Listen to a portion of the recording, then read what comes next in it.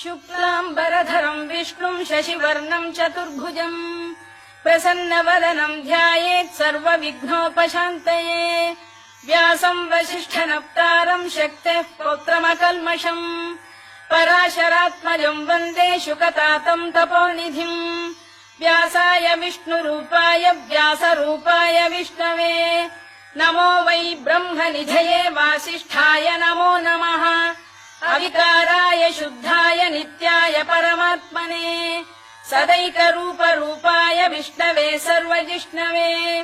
यस्य स्मरणमात्रेण जन्म संसारबन्धनात् विमुच्यते नमस्तस्मै विष्णवे प्रभविष्णवे ॐ नमो विष्णवे प्रभविष्णवे श्रीवैशम्पायन उवाच